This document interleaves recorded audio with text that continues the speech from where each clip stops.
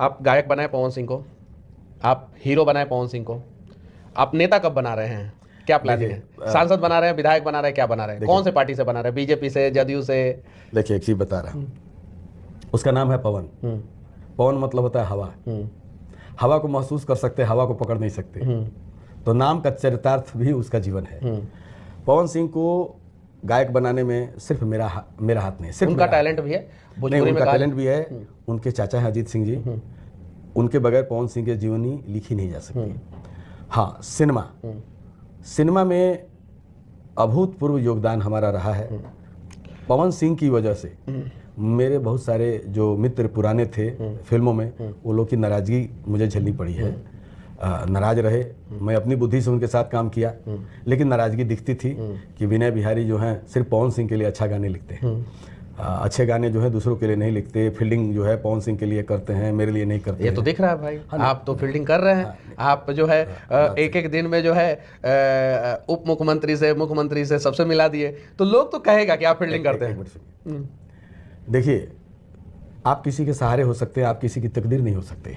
ये बहुत बड़ी बात आपने बोला। मैं भी सहारा हूँ, पवन सिंह की तकदीर नहीं हूँ। और एक बात बताइए, ठीक है, मैं अभी बोला ना, जब तुम मुझे अपना कहते हो अपने पे गुरूर आ जाता है, गाना है ना। मेरे कहने का मतलब है कि पवन सिंह को मैंने गीत दिया तो गीत तो हजारों लोगों को देता हूँ। पवन सिंह को मैंने फिल्में दी, बहुत लोगों को फिल्में दी, उस समय थी हमारी हस्ती, है ना। लेकिन आदमी अपनी काबिलियत से अपना मकाम बनाता है, सहयोग बहुत लोगों का हो सकता है। कौन सा सीट पवन सिंह के लिए?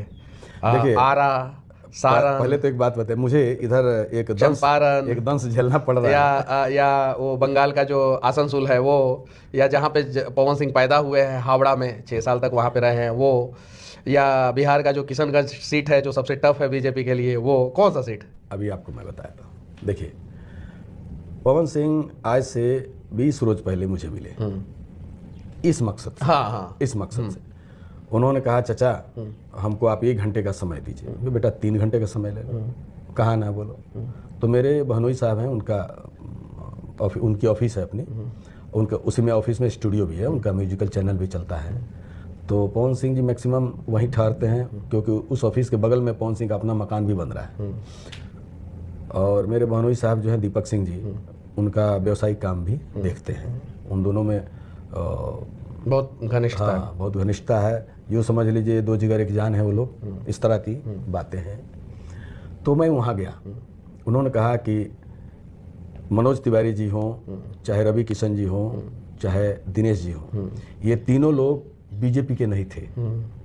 जैसे मनोज तिवारी जी सपा से चुनाव लड़े जो बीजेपी के विरुद्ध, गोरखपुर से, जौनपुर से कांग्रेस से के रहे रवि किशन जी, और दिनेश लाल जी भी भले सामने आकर के कुछ नहीं कहे हो, लेकिन माननीय मुलायम सिंह जी के संपर्क में रहे हैं, उनका परिवार रहा है, ऐसी सूचना सबको है। किसी ने टिकट पाने के पहले बीजेपी के लिए प्रचार प्रसार नहीं किया, लेकिन मैं बीजेपी से 2014 से जुड़ा हूं, जब माननीय अमित शाह जी ने ज्वाइन कराया। और मैं अब तक हेलीकॉप्टर से, चाहे लोकसभा का चुनाव हो, चाहे विधानसभा का चुनाव हो, मैंने प्रचार प्रसार किया है। कितने बार? 87 बार। 87 जी। पैसा कितना लिए थे वो प्रचार? कोई पैसा नहीं लिया। पवन सिंह बिना पैसा का बीजेपी जी, कोई बीजेपी का आदमी बता दे कि हम पैसा दिए हैं पवन सिंह को, फ्री ऑफ कॉस्ट जी। फिर वो जब बीजेपी ने अपनी पार्टी में मिला लिया, तो बीजेपी क्या हेमा मालिनी को पैसे देती है, क्या सनी देओल को पैसे देती है, क्या मनोज तिवारी को पैसे देती है? ये सभी स्टार है तो पैसे नहीं देती है, और ये लोग पैसे लेते भी नहीं है। अब मुझे जहाँ तक जानकारी है, पवन सिंह ने पैसा नहीं लिया। अब पवन सिंह की इच्छा है कि जब ये लोग बीजेपी में नहीं थे, बीजेपी का कोई प्रचार नहीं किए, तब इनको टिकट मिल सकती है। मतलब एकदम पवन सिंह आर पार के मूड में। तो पवन सिंह को टिकट क्यों नहीं मिला? आर पार के मूड में एकदम। 2019 में उनको आसनसोल से लड़ाने का भी बात हुआ, जैसा पवन सिंह ने कहा, अब मैं भी जानता हूँ, हावड़ा जी। उसके बाद से पवन सिंह, माता पिताजी पूरे परिवार में हावड़ा से लड़ाने की बात हुई थी, हाँ। लेकिन पता चला बाद में टिकट नहीं आए, टीवी देखते रह गए पवन सिंह। उनकी माँ को बहुत बुरा लगा। उनकी माँ ने कहा, बेटा ये तो तुम्हारे साथ अन्याय हो रहा है। अब पवन सिंह इस धरती पर अगर सबसे ज्यादा किसी को मानते हैं तो उनकी माँ है। और माँ ने जब ऐसा कहा तो बेटे को क्या लगा होगा, आप खुद भी एक सुपुत्र है। बेटा जो है आर पार के मूड में है, एकदम आर पार के मूड में। बोला कि मुझे बीजेपी अगर टिकट देती है तो स्वागत है, मुझे मेरे घर में मेरा आशीर्वाद प्राप्त हो जाएगा। अगर बीजेपी टिकट नहीं देती है तो मुझे चुनाव लड़ना है।